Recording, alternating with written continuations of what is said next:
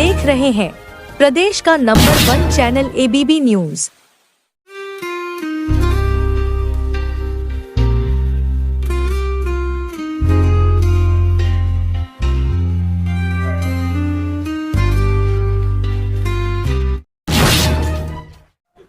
क्या कारण है, किस वजह से प्रेस कॉन्फ्रेंस बुलाई गई? प्रेस कॉन्फ्रेंस का मकसद है भारतीय जनता पार्टी की बौखलाहट और उसका हिटलरशाही रवैया। अभी पीछे जो गाजियाबाद की बार एसोसिएशन है और वकील है, उनके साथ जो हमला हुआ, पुलिसिया हमला, वो सबकी जानकारी में है। हमारे साथ ही बैठे पत्रकार, उन्होंने एक खबर चलाई और जो ऑथेंटिक खबर थी, उस खबर से बौखला के इनके खिलाफ मुकदमा कायम कर दिया, इनको जेल भेज दिया। कल हमारे पुराने साथी हैं, बहुत पुराने, और गाजियाबाद के बहुत पुराने पत्रकार हैं, जिन्होंने यहाँ जो डिजिटल मीडिया है उसकी शुरुआत की गाजियाबाद में, इमरान खान साहब, और बहुत सारे पत्रकार जो गांव देहात के थे, आम परिवारों के थे, उनको ट्रेंड किया गाजियाबाद में, और जिनकी बहुत इज्जत करते लोग हैं उनको कल वो हमारे साथ थे। क्योंकि देखो, राजनीति में भी बहुत सारे वकील और पत्रकार काम करते हैं, और ये अच्छी बात है। तो महात्मा गांधी ने भी कहा था कि पत्रकार और वकील यदि राजनीति में पहुंचेंगे तो वो अच्छा काम करेंगे, क्योंकि उन्हें जानकारी रहती है। तो भाई इमरान खान हमारी पार्टी के सदस्य भी है और एक चैनल चलाते हैं, अखबार चलाते हैं। कल वो कैला भट्टा पे थे, हमारी मीटिंग करा रहे थे, उससे बौखला कर और उनको फिर वहां से चल के हम लोग यहाँ आ गए इस कार्यालय पे। यहाँ से जब हम यहाँ गए 10:30-11 बजे, तो उनको गिरफ्तार कर लिया कबीरनगर थाना पुलिस ने। और गिरफ्तार करने का कारण बताया गया, जब हम रात को पहुंचे और सुबह पहुंचे कबीरनगर थाने, तो बताया गया कि उन्होंने, डॉली शर्मा ने एक प्रेस कॉन्फ्रेंस की थी लोकसभा चुनाव के दौरान, और उसमें तथ्यों के साथ, सबूतों के साथ, साक्ष्यों के साथ आरोप लगाया था कि अतुल गर्ग भूमाफिया है। और ये खबर सभी लोगों ने, चैनल ने, अखबार वालों ने चलाई थी। लेकिन डॉली शर्मा और इमरान खान के खिलाफ अतुल गर्ग साहब ने एफआईआर दर्ज करा दी नगर थाने में। एफआईआर दर्ज हो गई, जो धारा है वो अवेलेबल है, उनमें गिरफ्तारी नहीं होती है अमूमन आमतौर पर। मेरे खिलाफ भी 3 मुकदमे दर्ज कर लिए पुलिस ने, जब से जून से मैं चुनाव मैदान में उतरा हूँ। लेकिन वो सारी अवेलेबल थी। तो कौन सा होता है वकील साहब, 41 का होता है फॉर्म, वो जमा भरवा के उन्होंने, और थाना चौकी से उन्होंने कहा ठीक है जी, कोई बात नहीं, एफआईआर होगी। ये भी हो जानी चाहिए थी, लेकिन पुलिस पर दबाव डाला गया अतुल गर्ग साहब द्वारा, और जबरदस्ती दबाव डाल के उनको जेल भेज दिया गया। हम खूब बहस करते रहे, पुलिस से रिक्वेस्ट करते रहे, निवेदन करते रहे। पुलिस बोली कि जी हम तो ऊपर से दबाव है। ऊपर से कहाँ से है, उसे तो बताओ। तो हमने जब जांच की तो पता चला वो दबाव अतुल गर्ग साहब का है, और उन्हें ये लग रहा है क्योंकि काम तो किया नहीं है। तो विजयनगर में पानी निकासी की व्यवस्था नहीं है, स्कूलों की फीस महंगी हो रही है, राइट टू एजुकेशन में एडमिशन नहीं हुए हैं, और कोई स्कूल अस्पताल बनाया नहीं है।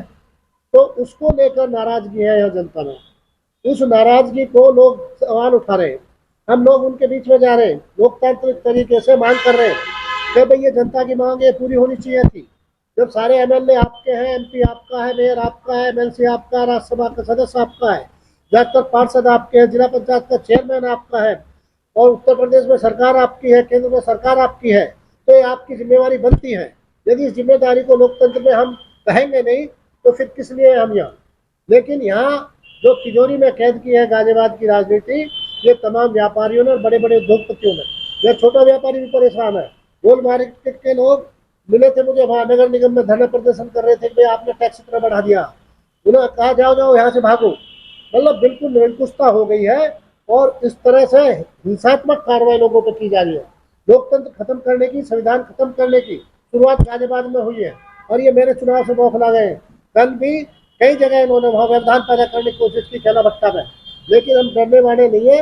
हमने सुबह भी कहा था कि भाई यदि आप वाकई कार्रवाई करना चाहते हो तो ये आरोप डॉली शर्मा ने लगाया था, आप डोली शर्मा से पूछो, डोली शर्मा को कोर्ट में जवाब तलब करो।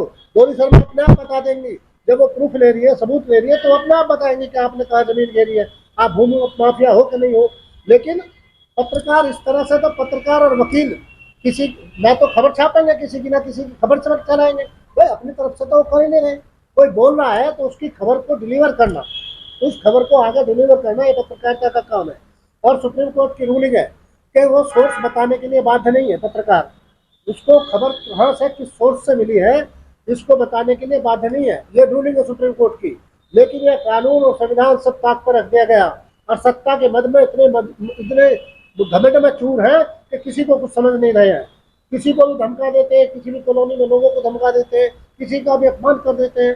कोई उनके खिलाफ बोलता, कोई न्याय की इंसाफ की आवाज उठाता, उसके खिलाफ मुकदमा कायम करा देते, उसे जेल भिजवा देते। तो ये जो हिटलर शाही चल रही है, हम इसकी मुखालफत करते हैं, इसका विरोध करते हैं और इसकी निंदा करते हैं। हम यदि इसमें न्याय नहीं मिला, भाई इमरान खान को कल तक नहीं छोड़ा गया, तो हम चुनाव बाद में पहले इस आंदोलन को चलाएंगे और पुलिस को बेनकाब करेंगे। हमने कहा पुलिस से कि आपने वर्दी पहनी है संविधान की कसम खा के, आपने शपथ ली संविधान की कि मैं इस वर्दी के प्रति ईमानदार रहूंगा और न्यायपूर्वक कार्रवाई करूंगा। लेकिन जब से कमिश्नरेट बनी है, तब से यहाँ अन्याय पर अन्याय हो रहा, आम आदमी का जीवन दूभर हो गया। प्रशासन से जो ताकत छीनी गई है, जो अधिकार छीने गए हैं, पुलिस पाए हैं, पुलिस निरंकुश होकर तो अवैध उगाई कर रही है, और अवैध उगाई करके आम जनजीवन का जीना हराम कर दिया गया। आप जाओ सड़क पर, ट्रैफिक की फौज खड़ी है, ट्रैफिक पुलिस की। कैमरा नया, कैमरा पर कैमरा, 2000 का चलान, 5000 का चलान, लूट मची हुई है पूरे गाजियाबाद में। नगर निगम में जूत बज रहा, मेयर में और एमएलए में लूट को लेकर। तो ऐसा कभी हमने शासन नहीं देखा, किस तरह का शासन है गाजियाबाद में। तो इस राजनीति को बचाने के लिए हम लोग मैदान में हैं और हम इस आवाज को उठा रहे हैं। हम भाई इमरान खान की गिरफ्तारी की कड़ी निंदा करते हैं और मांग करते हैं पुलिस और प्रशासन से कि यदि आप में थोड़ी बहुत भी नेकनियत है, संविधान के प्रति थोड़ा बहुत भी आप फर्ज और कानून के प्रति थोड़ा बहुत भी आप फर्ज मानते हो, तो आप ऐसे फैसले लेने से बचें और ईमानदारी से काम करें। नहीं तो जनता है सड़क पर उतरेगी।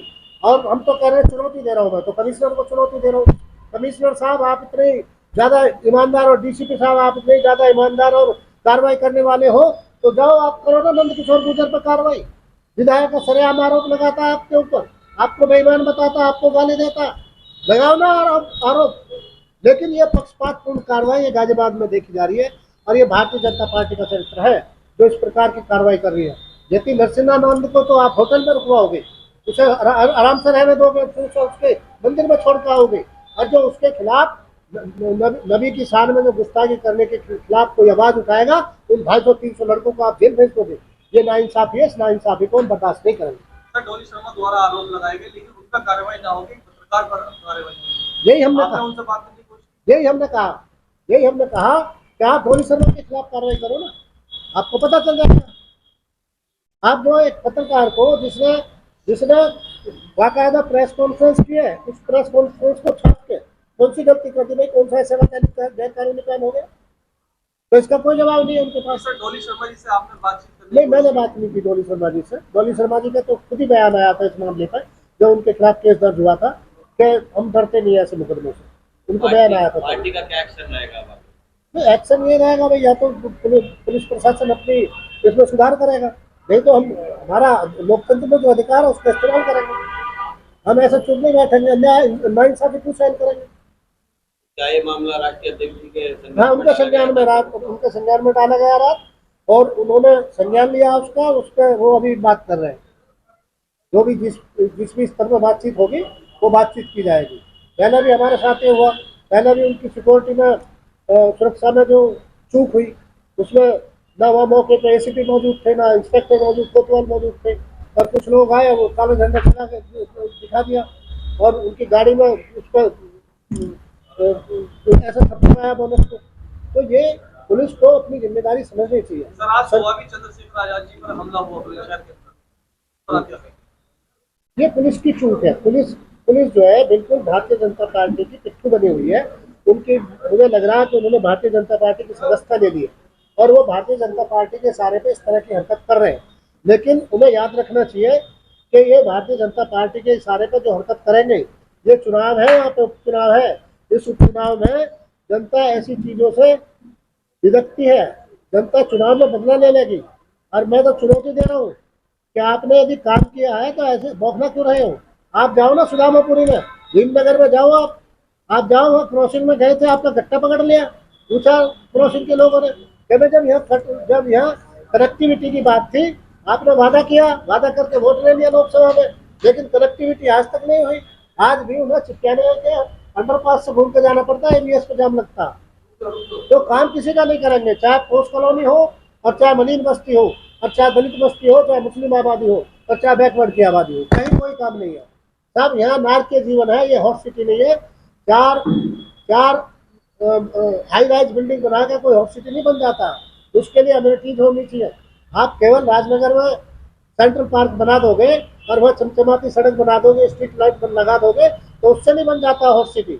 हॉट सिटी बनाने के लिए यहाँ की जो 80% आबादी है, जो दलित, मुस्लिम और ओबीसी बाहुल्य है, उसमें आपको काम करना पड़ेगा। वहाँ सड़क बनानी पड़ेगी, वहाँ पानी निकासी की व्यवस्था करनी पड़ेगी, वहाँ पीने के पानी की व्यवस्था करनी पड़ेगी, स्कूल अस्पताल बनाने पड़ेंगे।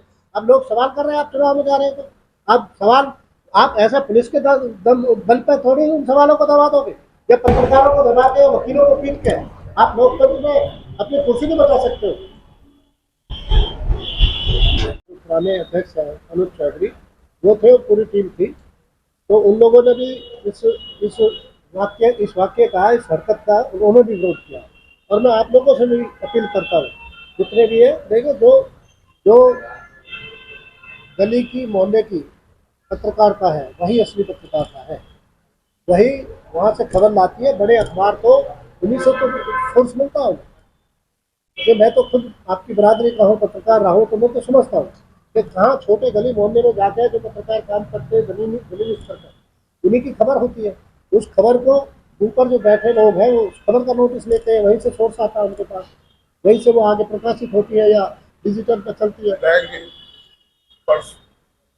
जब वो आ रहे हैं आपके राष्ट्रीय अध्यक्ष से, क्या वो तैयारी है, किस तरह से करना है? तैयारी है, नुक्कड़ सभा है, लोकतांत्रिक तरीके से वोट मांगेंगे।